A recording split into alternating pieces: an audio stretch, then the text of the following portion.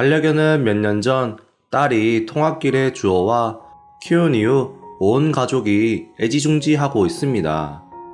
반려견을 포함해 저희 가족은 평화롭게 살고 있었습니다.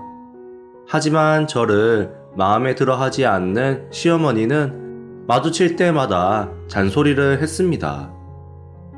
아들한테 밥은 잘 챙겨주고 있니? 아이고, 피부 관리 좀 해라. 벌써 주름이 자글자글하니 더 늙어 보여. 설날이나 추석 때 시댁에 갈 때면 저렇게 잔소리를 늘어놓으시는데 남편이 중간에서 중재를 잘 해줘서 그나마 큰 트러블 없이 시댁과 적당한 거리를 유지하고 있었습니다. 다만 시어머니가 말도 없이 집에 방문하거나 저나 딸에게 막말을 할 때가 있었지만 시아버지께서 눈치껏 말려주셔서 평화가 깨지지 않고 유지되고 있었습니다. 하지만 그런 시아버지께서 어느 날 갑자기 돌아가셨습니다. 시아버지가 근무 중에 뇌경색으로 쓰러지셔서 손 쓸 새 없이 돌아가셨습니다.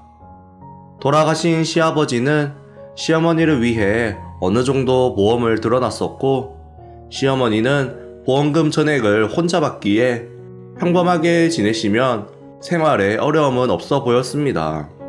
그래서 남편에게 특별한 사정이 없는 한 어머니를 모시고 사는 건 절대 안 된다고 미리 선전포고도 해놨습니다. 물론 완전히 관계를 끊는 것은 아니고 예전처럼 적당한 거리를 두고 있었습니다. 그런데 시어머니는 49제가 끝나기 전에 약속 없이 집에 오셔서 현관문 앞에서 소리를 쳤습니다. 나랑 같이 살아! 합가 안 하려면 월 200만원씩 보내! 이웃들에게 폐를 끼치기 싫어 일단 집으로 들어오시라 했습니다. 어머니, 말도 없이 오시면 어떻게 해요? 그리고 월 200만원씩 달라니요?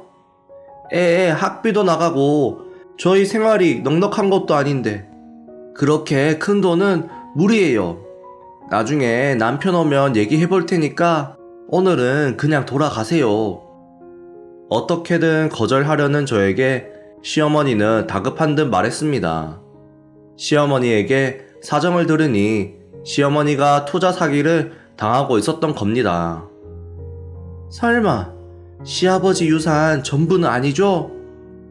글쎄, 친구의 친구인데 걔가 좋은 투자가 있다고 돈만 넣으면 2배로 불려준다고 해서 맡겼는데 이제 연락이 안 돼. 투자 사기를 당해 눈물을 흘리며 이야기하셨습니다.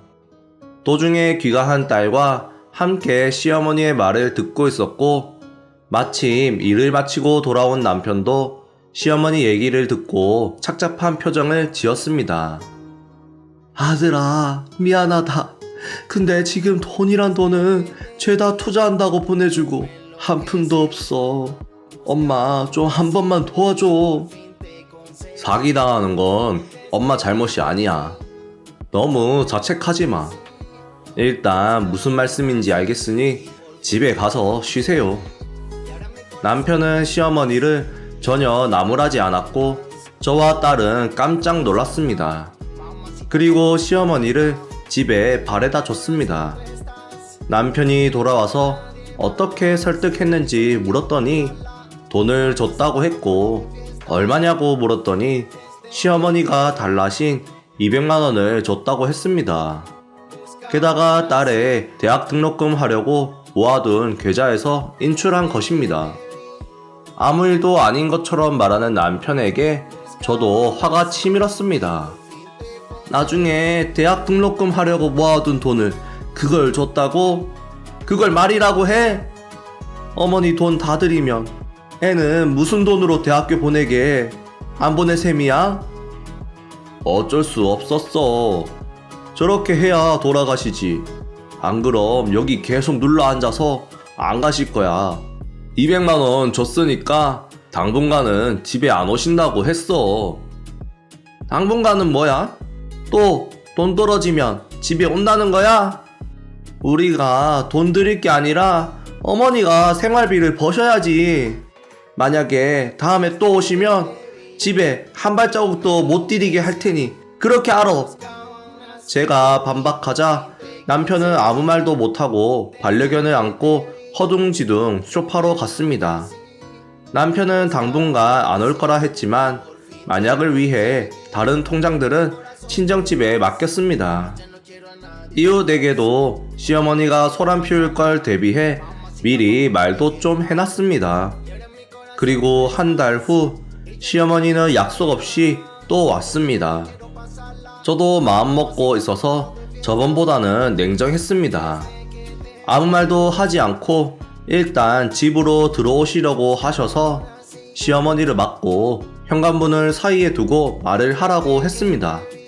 시어머니는 초조한 표정을 지으면서도 어쩔 수 없다는 듯이 말을 꺼냈습니다. 이번에 친구가 알려준 피부관리샵이 너무 좋더라고. 몇 번 안 갔는데도 저번에 준 돈 다 써버렸어. 한 번 받으면 관리를 계속 받아야 하는데 저번처럼 좀 도와줄 수 없을까? 저번에 드린 200만원 남편이 열심히 일하고 나중에 대학 등록금 쓰려고 모아둔 돈이거든요. 그렇게 달라는 대로 드릴 수 없어요. 그리고 피부 관리 받으라고 드린 줄 아세요? 그런데 갖다 바칠 거면 더욱 드릴 수 없으니까 필요하시면 직접 벌어서 쓰세요. 제가 딱 잘라 말하자 시어머니는 신경질적으로 말했습니다. 너는 못돼 먹어서 왜 그렇게 인정이 없어? 아들이 버는 돈 달라는데 네가 왜 이래라 저래라야. 그리고 돈 없다고 사람 무시해? 나는 피부 관리 받으면 안 돼? 너 이러는 거 아들이 알고 있어? 안 되는 건 안 되는 거예요. 적어도 저랑은 약속한 거 없으시잖아요. 제가 어려울 때 언제 한번 도와주신 적 있으세요? 무시할 만하니 하는 거니까 계속 동네 시끄럽게 하시면 경찰 부를 거예요. 시어머니는 저를 설득할 수 없다고 판단하셨는지 집으로 돌아가셨습니다. 귀가한 딸과 저녁 식사 무렵에 시어머니가 찾아온 이야기를 하고 있는데 현관문이 열리는 소리가 났습니다. 남편이 돌아온 줄 알고 남편의 저녁 식사를 준비하려고 일어섰습니다. 하지만 이번에는 초인종이 울렸습니다. 남편이 벨을 울렸나 하고 의문이 들어 모니터를 확인하니 시어머니의 모습이 보였습니다. 그냥 무시해야지 하고 생각했는데 마침 남편이 돌아왔습니다. 현관에서 남편을 만난 시어머니는 현관에 들어서자마자 남편에게 애걸복걸 매달렸고 필사적으로 부탁하기 시작했습니다. 그 광경을 저와 딸은 속으로 욕을 하며 보고 있었습니다. 울며 매달리는 시어머니의 모습에 남편이 말했습니다. 엄마 사정도 딱 하고 안 됐잖아. 우리가 모시고 살자. 아들밖에 없다 정말. 엄마 생각해주는 건 너밖에 없구나. 저와 딸은 이 상황에 입이 딱 벌어졌습니다. 게다가 시어머니는 피부 관리 받는다고 집에 있는 명품 가방까지 팔았다고 했습니다. 이대로라면 집도 팔아치우고 엄마가 살 데가 없어질지 몰라. 엄마 돈 관리는 내가 할 테니까 앞으로 잘 좀 보살펴줘. 엄마, 나는 거실에서 자면 되니까 엄마가 내 방에서 자. 시어머니를 챙기려고 애쓰는 남편에게 저는 설득을 해봤지만 소용없었습니다. 어쩔 수 없이 저는 시어머니와 함께 사는 걸 조건으로 지켜야 할 4가지를 만들었습니다. 가족의 일에는 참견하지 않는다. 특히 딸에게 상처를 주는 일은 하지 말 것. 돈 쓸 때는 가계부 쓰고 저와 남편한테 영수증 보여주기. 시어머니 용돈은 남편 용돈에서 마련할 것. 집안일은 적극적으로 도울 것. 종이에 다 적어서 서명하게 했고 시어머니는 문제 일으키지 않고 조용히 생활하셨습니다. 약속한 것도 잘 지켜주고 해서 한동안 평화로운 나날들이었는데 일주일이 좀 지나자 시어머니의 본색이 드러났습니다. 점점 시어머니는 딱딱한 생활에 실증이 났는지 저한테 불평이나 잔소리를 하셨습니다. 청소도 빨래도 너무 대충대충 하는 거 아니야? 내가 제대로 하는 거 알려줄 테니까 며느리가 맡아서 해. 그리고 여자애가 무슨 대학교를 간다고 그래. 어차피 시집만 잘 가면 대학 같은 거 소용없으니까 그런 쓸데없는 거에 돈 쓸 것 같으면 지금이라도 성형도 좀 하고 피부 관리 같은 거 해서 이뻐지는 게 더 나아. 저는 시어머니의 말을 흘려들었지만 곧 딸에게도 직접적으로 말을 하기 시작했습니다. 남자친구 있어? 부잣집에 만나면 꼭 붙잡아야 해. 대학 공부 아무리 열심히 해도 시집 잘 가는 것보다 못해. 한창 이쁠 때 남자 한 명 잘 잡아서 팔자 바꾸는 게 그게 더 현명해. 제가 없을 때도 딸에게 이런저런 말을 했던 것 같고 딸은 시어머니 때문에 스트레스 받는 것 같았습니다. TV를 거실에서 자주 보니 공부에 집중할 수 없어서 학교나 도서관에 가서 공부를 하게 되었고 딸이 집에 없는 시간이 많아졌습니다. 시어머니는 심지어 남편에게 받은 용돈으로 피부 관리샵에 마구 쓰고 있는 것 같았고 몇 번인가 영수증도 가계부도 쓰지 않고 몰래 가는 것 같았습니다. 남편도 역시 피곤해졌는지 보기에 알 수 있을 정도로 수척해졌습니다. 시어머니의 용돈을 마련하기 위해 평소보다 더 일하고 있는 것도 원인이었을 겁니다. 그래도 시어머니는 그런 남편의 고생은 신경도 안 쓰는 듯 했고 그냥 제멋대로 구셨습니다. 남편에게 시어머니는 안 바뀔 거라고 여러 번 말했지만 바뀔 거라고 기대하고 있는지 제 말은 들어주지 않았습니다. 결국 저와 남편은 자주 부딪히게 되었고 시어머니의 잔소리와 갑질에 인내심은 바닥나고 있었습니다. 무엇보다 소중한 딸의 앞날을 걱정하며 남편과의 이혼도 생각하던 어느 날 사랑하는 반려견이 갑자기 기침을 했습니다. 멈추지 못하고 계속 하더니 그 자리에서 피가 섞인 토를 했습니다. 황급히 딸과 동물병원으로 달려가 진찰을 받고 여러가지 검사를 했는데 의사 선생님의 말로는 자세한 것은 추가 검사로 판단하겠지만 아마 폐암인 것 같다고 했습니다. 그리고 앞으로 3개월 정도밖에 못 살 거라고 했습니다. 그렇게 시한부 선고를 듣고 집에 돌아오는 길에 저와 딸은 반려견을 끌어안고 목 놓아 울었습니다.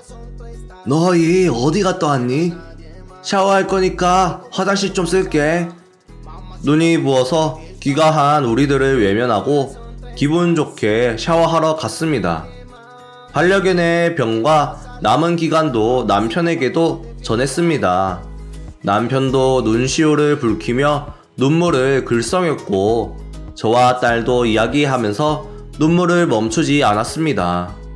피곤해서 자고 있는 반려견의 모습을 가족 모두가 바라보면서 앞으로의 보살핌이나 장래에 대해 이야기했습니다.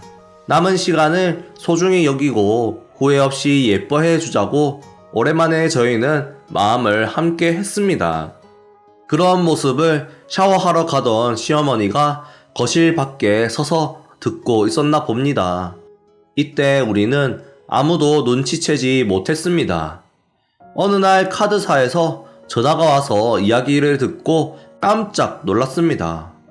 남편의 카드 청구액이 평소보다 훨씬 큰 금액이 청구됐는데 카드사는 도용당한 것이 아닌가 하고 확인차 전화를 해준 것 같았습니다. 저는 곧 시어머니를 떠올리고 남편한테 따졌습니다. 몰라. 기억나는 거 없어.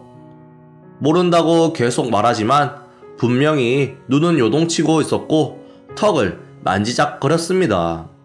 남편이 거짓말을 할 때 하는 버릇입니다. 바람피는 거일지도 모른다고 순간 생각했지만 다시 카드 명세서를 보고 이유를 알았습니다. 시어머니가 자주 가는 피부관리샵 이름이 명세서에 많이 기재되어 있었습니다. 여기 어머니가 자주 가는 데잖아. 맞지? 거기?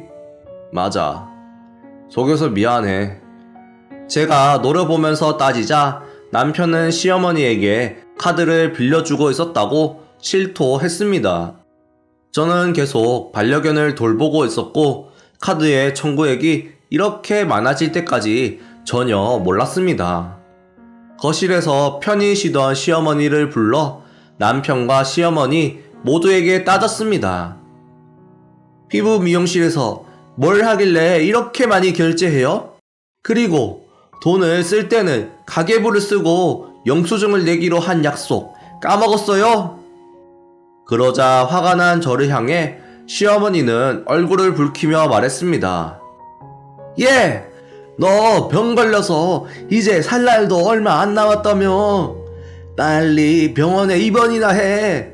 그리고 너 죽으면 나한테도 보험금 나오지? 아니면 이 집을 나한테 줘도 되고. 아유, 이제 얼마 안 있으면 좀 자유로워지겠네. 의기양양한 얼굴로 말하는 시어머니에게 저도 남편도 굳었습니다. 반려견 시한부 선고 받은 날 거실에서 대화를 시어머니가 엿들은 것 같았습니다. 근데 어떻게 들었으면 제가 시한부라고 들을 수 있는지는 모르겠습니다. 할머니, 무슨 말 하는 거예요? 뭐 착각한 거 아니에요? 복도에서 이야기를 듣고 있던 딸이 거실로 왔습니다. 그리고 시어머니를 노려보며 말했습니다. 엄마는 안 아파요. 아픈 건 반려견이지. 그게 무슨 소리야. 내가 다 들었는데 속을 줄 알아.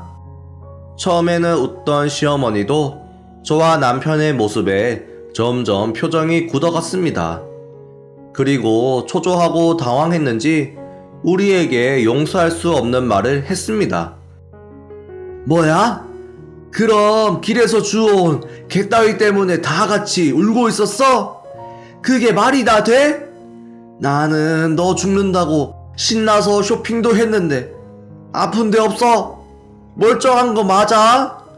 진짜 사람 짜증나게 하는데 뭐 있네? 시어머니가 말하자마자 저도 딸도 화가 치밀었습니다. 개따위라뇨? 저희한텐 가족인데 말이 심하시네요. 그리고 저 안 아파서 실망이세요? 저는 어머니 때문이라도 어머니 돌아가시기 전엔 절대 안 죽을 겁니다. 짜증나셔도 저 계속 보셔야 돼요. 할머니, 엄마 싫어해도 죽는다고 신난다고 말하는 건 사람이 할 말이 아니지 않아요? 진짜 악마 같네요. 바로 달려들어 싸울 것처럼 눈을 부라리며 딸이 말하자 시어머니는 위험하다고 생각했는지 남편에게 도움을 청하려고 다가갔습니다. 여느 때 같으면 감싸줄 남편이지만 이날은 시어머니를 내팽겨치고 차갑게 쏘아붙였습니다. 내가 지금까지 다 틀렸어. 우리 가족 모두를 이렇게 화나게 하다니 참지 못하겠어. 멀쩡한 사람 빨리 죽으라고 매일 저주하고 살았어? 엄마 미친 거 아니야? 아이고 얘들아, 내가 실수했다. 그렇게 말하려는 게 아니었어. 아들아, 내가 며느리 때문에 눈칫밥 먹느라 마음이 답답해서 그래. 너는 이해할 수 있잖아. 너 맨날 며느리랑 싸우면서 너는 내 편 아냐? 누가 그딴 실수를 해? 엄마가 우리 집에 오면서 그것 때문에 싸운 거지. 애 엄마랑 원래 잘 안 싸우고 사이 좋았어. 나는 엄마가 여기 있으면 정신 좀 차릴 줄 알았는데 내가 생각 잘못한 것 같아. 그냥 엄마 우리 집에서 나가줘. 지금 여기서 나가면 굶어 죽게 생겼는데 어떡하라는 거야? 남편은 자기 방에서 뭔가를 가져왔습니다. 그것은 시아버지께서 살아생전에 필요한 일 있으면 쓰라고 주신 통장이었습니다. 남편은 1,000만원 들어있는 통장과 함께 시어머니를 집 밖으로 내동댕이 쳤습니다. 미안해. 한 번만 봐줘. 진심이 아니야. 시어머니는 몇 번이고 문을 두드리면서 집 밖에서 1시간 정도 울부짖었습니다. 하지만 상황을 보러 온 이웃이 몰려들며 구경거리가 되자 쪽팔리신 듯 우리 집을 떠나셨습니다. 남편은 새삼스럽게 지금까지의 행동에 대해 사과했습니다. 만약 엄마가 또 오면 현관문도 열어주지 마. 남편이 그렇게 말하고 소동은 일단락 됐습니다. 그 후에도 여러 차례 시어머니의 방문은 있었지만 지금까지 우리 편이었던 남편까지 냉랭한 태도를 취하니 상처받았는지 시어머니는 점점 집에 오지 않게 되었습니다. 그리고 3개월 후엔 투병 생활을 열심히 한 우리 집 반려견은 가족이 지켜보는 가운데 천국으로 떠났습니다. 그 후 저희 가족은 반려견 장례식을 마친 후 바로 이사를 가서 시어머니와 완전히 연을 끊었습니다. 시어머니를 내쫓은 후에 가족끼리 상의했었기 때문에 이사 작업은 순조롭게 끝났습니다. 그리고 며칠 후 옛 이웃으로부터 시어머니가 집 앞에서 소란 피운다는 것을 들었습니다. 고함을 버럭버럭 지르기 때문에 이웃들에게 민폐를 끼치게 된 게 미안했습니다. 시어머니는 피부 관리 받는 것을 못 끊었고 남편이 준 통장은 이미 다 써버린 듯 했습니다. 시어머니가 너무 시끄러워서 전 이웃은 우리가 이사했다고 전해줬습니다. 그랬더니 시어머니는 이웃에게도 진상을 피웠습니다. 경찰에 신고해서 어디로 갔는지 찾아내. 남편에게도 이런 일들이 있다고 말했는데 아무 신경도 쓰지 않았습니다. 그리고 경찰에게 전화가 오면서 시어머니의 말로를 알게 되었습니다. 시어머니는 체포되어 있었습니다. 노인 지원 단체에서 지원을 받았는데 그곳에서 물건을 도둑질을 하거나 마음에 들지 않는다고 도와주는 사람들을 밀치고 때려 그 사람들을 다치게 했고 마지막엔 편의점에서 도둑질 하다가 걸려 우산으로 점원의 눈을 다치게 해서 상습 폭행으로 체포가 됐다고 했습니다. 경찰에서는 합의도 안 되고 절도에 특수폭행까지 더해져 실형이 불가피하다고 했습니다. 앞으론 차가운 콘크리트 벽으로 둘러싸인 곳에서 생활을 할 예정으로 알고 있습니다. 교도소에서 제발 정신을 차렸으면 좋겠습니다. 한편 저희 집에는 새로운 강아지가 생겼습니다. 유기견 보호소에서 키우던 반려견과 정말 똑 닮은 강아지를 발견해서 입양하게 되었습니다. 딸은 다시 웃는 모습을 찾았고 남편과의 사이도 예전처럼 좋아졌고 저희 가족은 매일매일 웃음꽃이 피어나고 있습니다. 여러분들은 만약 제 시어머니 같은 분이 계셨다면 어떻게 하시겠어요? 결국 비참한 말로를 맞이한 시어머니가 조금은 불쌍하지만 제 행동에 후회는 없습니다. 여러분들은 가정의 평화가 깨지지 않았으면 좋겠습니다. 안녕하세요 구독자 여러분. 항상 제 채널 방문해 주셔서 감사합니다.